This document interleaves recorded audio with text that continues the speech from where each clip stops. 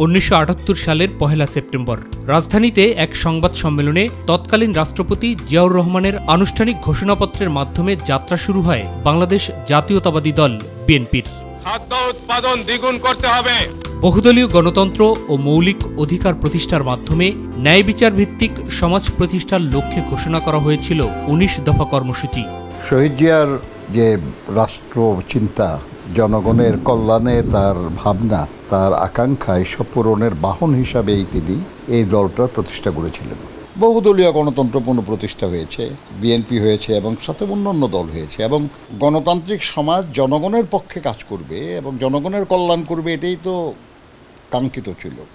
জিয়াউর রহমান রাষ্ট্রপতি থাকা অবস্থাতেই 1979 সালে অনুষ্ঠিত দেশের দ্বিতীয় জাতীয় সংসদ নির্বাচনে বিএনপি 298টি আসনের মধ্যে 207টিতে জয়লাভ করে।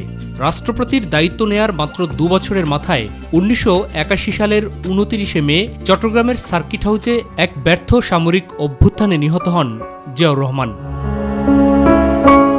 এরপর 1982 সালের 3রা জানুয়ারি বিএনপিতে যোগ দেন খালেদা জিয়া। 1983 সালের মার্চ মাসে সিনিয়র ভাইস চেয়ারম্যান এবং 1984 সালের 10 মে চেয়ারপারসন নির্বাচিত হন বেগম জিয়া। শহীদ প্রেসিডেন্ট জিয়াউর রহমানের পরে আমাদের নেত্রী দেশনেত্রী বেগম খালেদা জিয়া এই বিএনপির জান্ডা তুলে ধরেন। বেগম খালেদা জিয়ার নেতৃত্বে 1991 সালের 27 ফেব্রুয়ারি পঞ্চম জাতীয় সংসদ নির্বাচনে জয়লাভ করে সরকার গঠন করে বিএনপি। 1996 সালের 15 ফেব্রুয়ারি আরেকটি নির্বাচনের মাধ্যমে সরকার গঠন করলেও আওয়ামী লীগ সহ বিরোধী দলগুলোর প্রতিবাদে মাত্র 45 দিন টিকে থাকতে পারে সেই সরকার।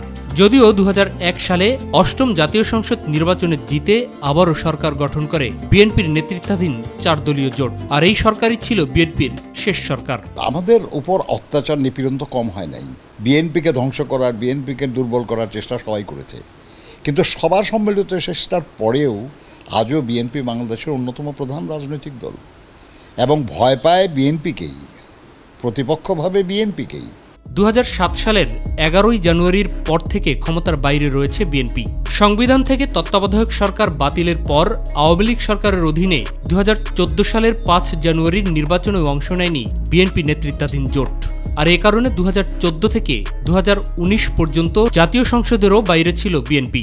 এখন যেটা আর কি, সেটা তো অপ্রত্যাশিত আর কি, কারণ অন্তত সরকার তো দাবি করে যে তারা স্বৈরাচারী না, কিন্তু যে সরকার নিজেকে গণতান্ত্রিক দাবি করে তার অধীনে আমরা একটা শান্তিপূর্ণ মিছিল মিটিংও করতে পারবো না, আমার সংগঠন করার জন্য একটা সভা সমাবেশ করতে পারবো না, এটা তো স্বাভাবিক না। কিন্তু এরকম অস্বাভাবিক অত্যাচার নিপীড়ন আমাদের সহ্য করতে হয়েছে।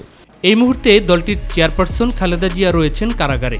দলীয় কর্মকাণ্ডে অংশগ্রহণ না নেয়া সহ নানাবিধ শর্ত সাপেক্ষে জামিনে থাকলেও নানাবিধ অসুস্থতায় ভুগছেন তিনি, আর দলের ভারপ্রাপ্ত চেয়ারম্যান নির্বাসনে। সব মিলে সংকটকাল পার করছে বিএনপি। ফ্যাসিস্ট সরকার তারাও কিন্তু এই বিএনপিকে দুর্বল করার জন্য আজকে বেগম খালেদা জিয়াকে একটা বানোয়াট মামলায় আজকে কারারুদ্ধ করে রেখেছে, বাড়িতে অন্তরীণ রেখেছে। দেশনেত্রী বেগম খালেদা জিয়ার মতো এরকম একজন নেত্রী, যিনি 9 বছর স্বৈরাচারের বিরুদ্ধে আপসহীন লড়াই করে দেশে গণতন্ত্র পুনঃপ্রতিষ্ঠা করেছেন, আবার যাকে আপসহীন দেশনেত্রী বলা হয়, গণতন্ত্রের মাতা বলা হয়, তাকে ফালতু একটা অভিযোগে তাকে কারাগারে আবদ্ধ করে রাখা হয়েছে। 76 বছর বয়স, দারুণভাবে অসুস্থ, কারাগারে আবদ্ধ।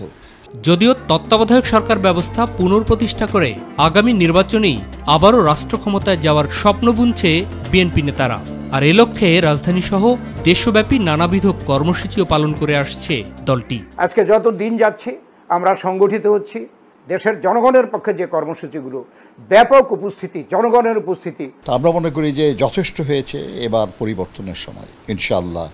মাহবুব সৈকত, মাই টিভি, ঢাকা।